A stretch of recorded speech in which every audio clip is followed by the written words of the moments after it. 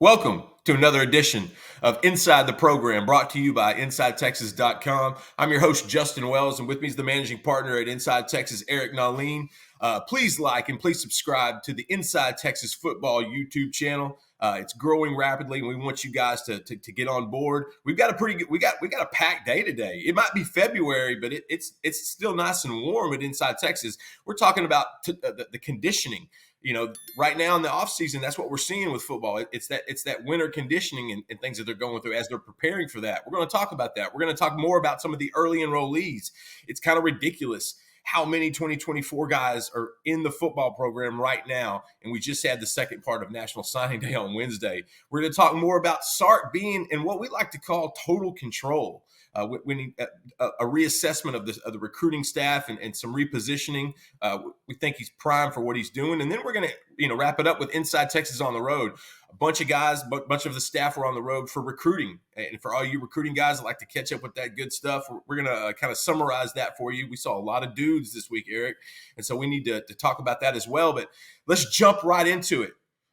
These guys are preparing for tough team conditioning. This is where the battles are won a lot of times in fall. It begins in the winter. It begins in January and February. Sark's involved, but he's not really. This is Torrey Becton's time. This is his time to reshape these guys. And so this morning we posted a really good team post. Inside the Humidor, be sure inside the Humidor. Be sure to check that out at InsideTexas.com. But Eric, kind of go a little bit into what we had talked about this morning. Preparing for that tough conditioning and a lot of it is the new enrollees. It's the new,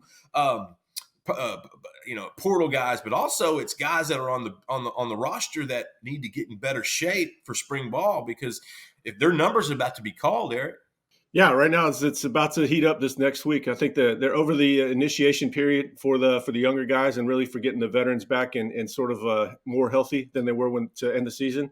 Competition's about to ramp up. They held their annual draft. I think there was 10 teams. That's led by 10 captains, and they're about to compete for the next month. It's all competition, on the field competition and off the field competition.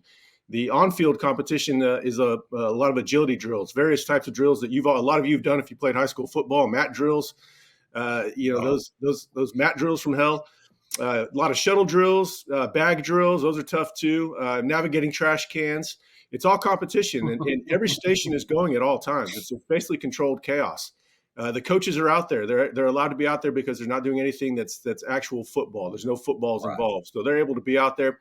And when they're out there, the competition is going to be ramped up even further. They're on there and they're coaching them hard, every bit as hard as they are when they're in pads. At the same time, you've got the on-field sort of competition. You've got the off-field competition, and that's all about doing everything the right way, being an accountable teammate, making your tutorials, making it to class, getting all your meals, getting all your lifts, and all those things. So they tally it all up, and there's going to be a winner in about a month before they go to spring break. But it's all designed to keep these guys moving, competing.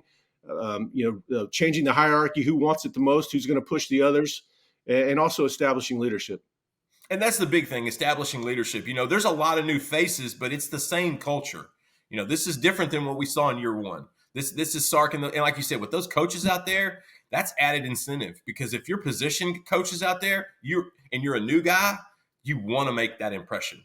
And competing at the highest level is the best way to absolutely do that. Let's pay the bill real quick. If you're injured, call Andre the lawyer, our man at Inside Texas. He's a big-time guy. He's located in Dallas, Texas. Andre helps injured Longhorns with car wrecks, slip and falls, 18-wheeler accidents, on-the-job injuries, and wrongful deaths. He'll help anyone, but he is also a proud Inside Texas reader and member. If you're hearing this and you need help, please call Andre the lawyer. This guy will help you out. 214-444-8808. That's Andre the lawyer, 244-4488. 8808. Eric, these 2024 guys, we talked about it this week in one of our shows on Inside Texas YouTube football channel. Be sure and like and subscribe. We're climbing to 7,000 fast, my man. 80% of these jokers are on campus. Like it was so anticlimactic the recruit, this first Wednesday in February this week. And so, but these guys came to work. And I remember last year reading some similar reports and hearing some similar things about some of these guys that were early enrollees that came to work. And we saw a lot of freshmen on the field in 2023 from Anthony Hill, Malik Muhammad, CJ Baxter. I mean, there were a number of guys that got some run. Derek Williams. But now, what about some of these early enrollees? What are some of the names you're hearing, or what are some of the guys that are really starting to separate themselves? Well, frankly, I'm surprised to hear them even compared to the class of 2023 because everybody was so high on them. I haven't heard about a ton of individuals outside of the guys that we've gone over as, athletically. What I'm hearing them is more of collectively as a group, how prepared they are. They're not in there chirping. They're not in there talking trash. They're in there with their head down. They're assimilating into the culture. I'm not saying that they're pushing the pace, but they're falling right in line. They're there to compete. I think this all goes back to Sark's evaluation process. They're looking for guys that are hungry, guys that are mentally mature, physically mature, and ready to compete. There's not a lot of guys lagging behind and huffing and puffing. It's kind of surprising to hear that they're in the same breath as the 2023 guys. I didn't think we'd hear about another group like that for quite a while. But it just goes to show that I think they've got something in their selection process that's probably going to lead to this every year. That's exactly what I think it is, Eric. I think Sark covets these self-motivated, driven, type of young men. When you're 18, you and I are our second semester of our senior year. We're living it up. We're having a good time. We came. What second semester? I didn't go to college. But some of these guys, they're like, you know what? I don't need prom. I need to get on the field in 2024. Right. And that's what you got to love about this group. And you're right, Sark nails that. And that kind of ties into our next subject. Sark is in total control. We've seen a reorganization of the recruiting staff this week, and it was essentially, spearheaded by Billy Glasscock heading to Ole Miss, the previous general manager, so to speak, for Texas. He went to Ole Miss. Lane Kiffin stole him right under Sark's nose. I don't think that went over well in their group chat. But, Billy did a great job in Austin. I think he should be commended. Now you've got Brandon Harris and a bunch of guys. They did a lot of reassessing. And they're going to add some more. He even talked about they're going to start adding some more of this staff. These guys determine if they're mentally prepared, if these are mental evaluations, if their culture fits. This is the first stop, the first checkpoint to make sure they check those boxes. When we saw Sark this week, what was your impressions of him besides being essentially in total control of this Texas football program in 2024? Yeah, I think there's a lot of different things that go into being a head coach. I think that there's, obviously winning on Saturdays is huge. I think in some regards, he's the best coach in America. And that's going to sound crazy to some people. Everybody will say it's Kirby Smart. Kirby Smart's the best head coach on Saturdays in certain aspects of the culture. But I don't think anybody's better in the country right now as far as team building, steering the whole ship and navigating this crazy, chaotic climate. I just think he's the best in the country at it. And I think the press conference on Monday showed that he's just in total control of every facet of the program, of every detail. I think he is the true arbiter of who is the guy that he wants in his program. I think that's why he's been so hands-on with so many recruits. I think a lot of times when he's recruiting a kid, I think he's trying to determine how much he wants him as much as he's actually recruiting him. I think he's comparing him to the kid that he just talked to 20 minutes prior or he's going to talk to later that evening.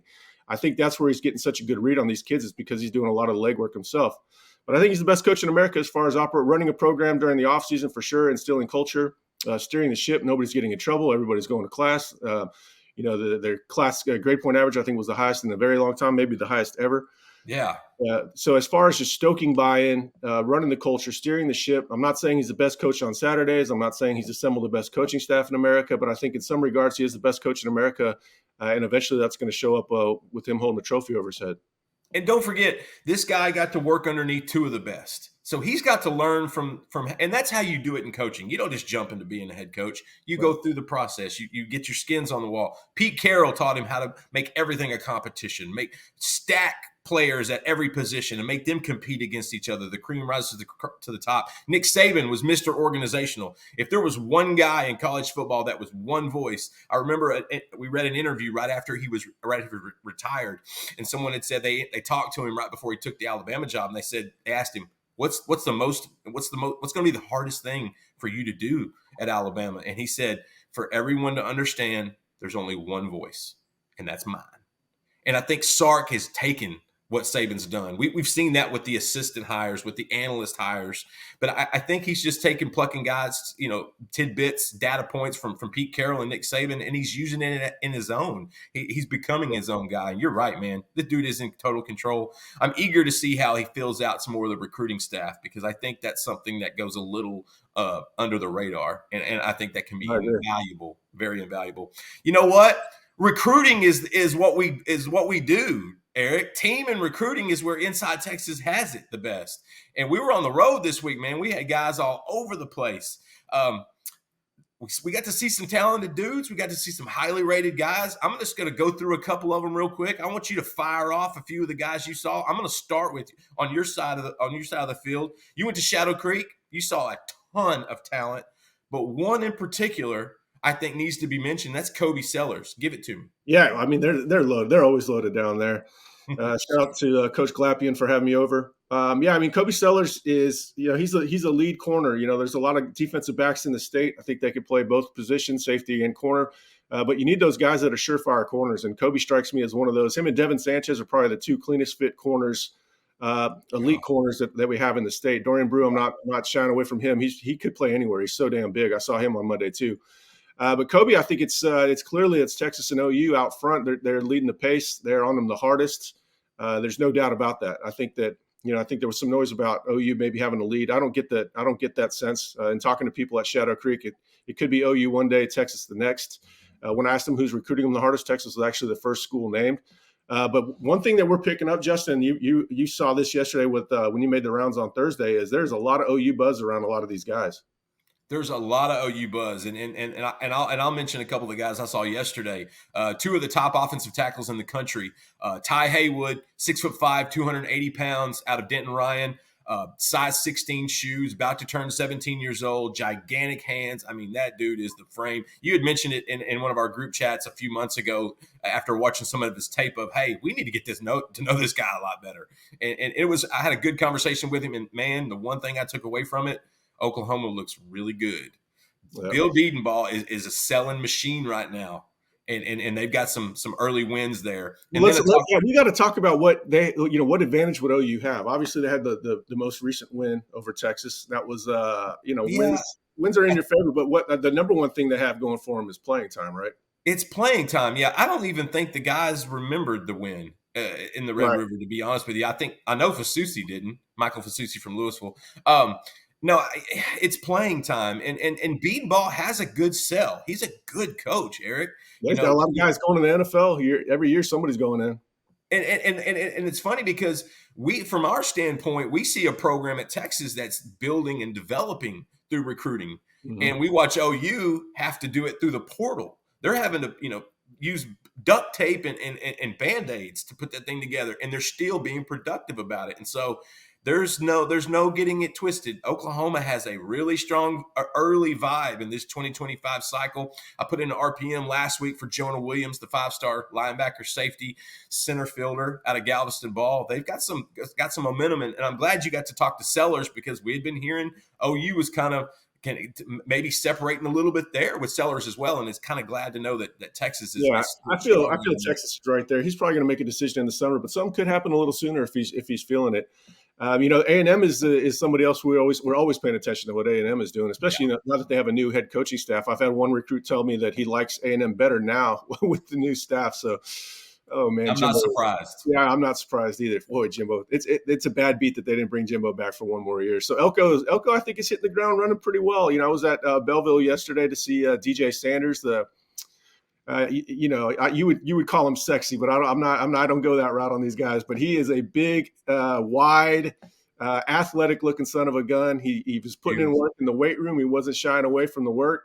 I've been to some schools where the biggest guy, the biggest, baddest player in the school is also the laziest. That's not him.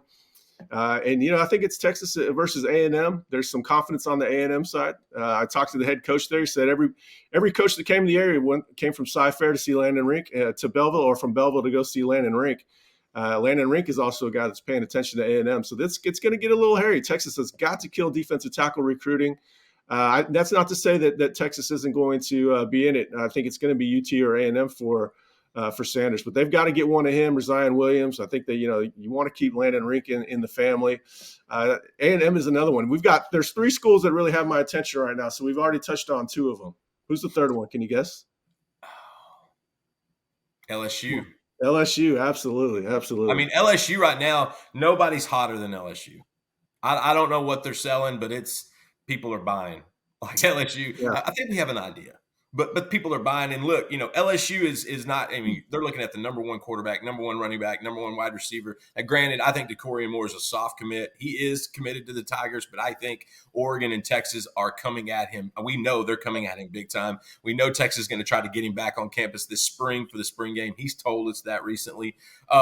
Yeah, LSU's a team you got to watch, especially with Zion Williams, because Bo Davis went over there and took all the defensive line evals from this last cycle. Yeah, I thought it was interesting that Sanders hadn't heard from Bo since he went to LSU. Bo obviously offered Landon Rink, didn't offer Sanders. That's good for Texas. LSU came up for me on Monday when I went to go see Dorian Brew at Conroe. To me, it's Ohio State, Texas, and LSU in some group. LSU, I think I came away feeling LSU might be in the best position after that conversation. USC is kind of on the periphery as well. Can't discount them. Lincoln Riley did a really good job recruiting that school. I've heard good things about Lincoln Riley in the last couple of weeks, as well as a recruiter. But I think that one's going to be super interesting. He just went to LSU with his mother.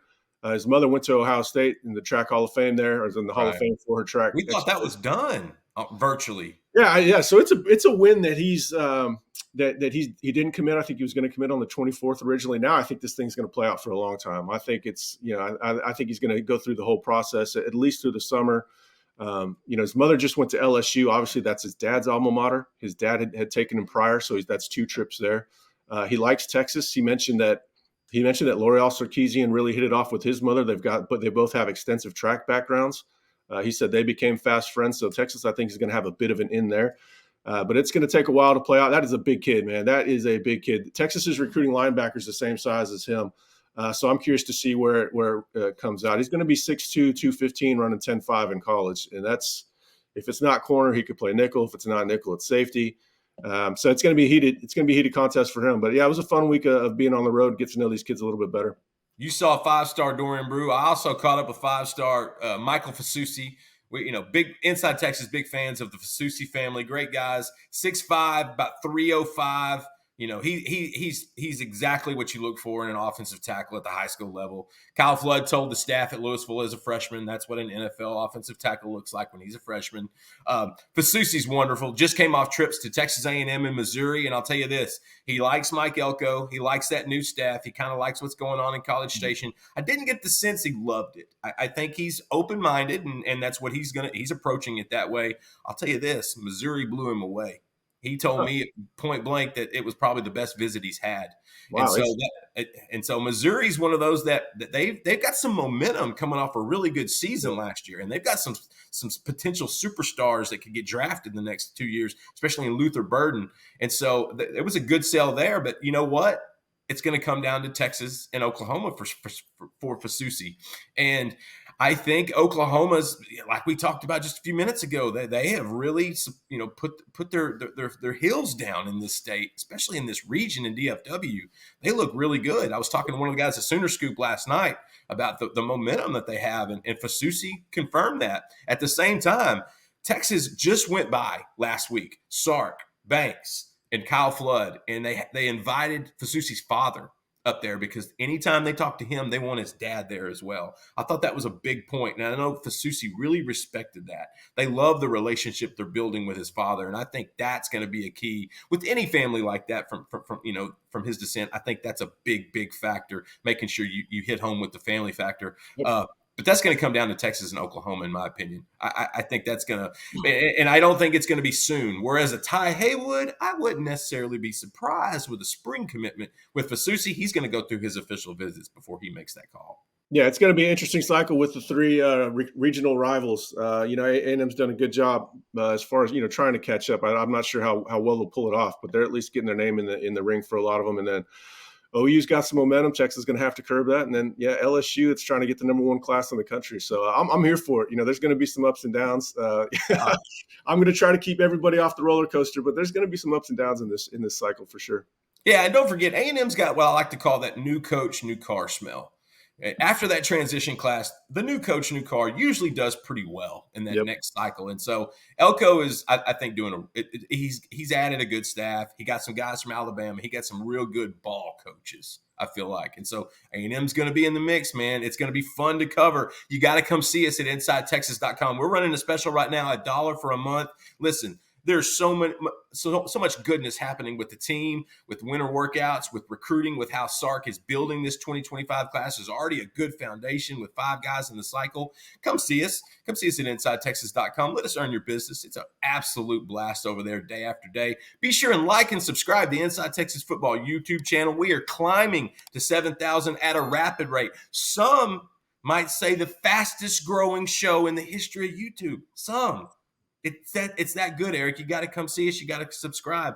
Thank you once again for making us a part of your day and joining us on the Inside Texas Football YouTube channel. This was Inside the Program with Eric Nalin and myself, Justin Wells. Until next time, we'll see you soon.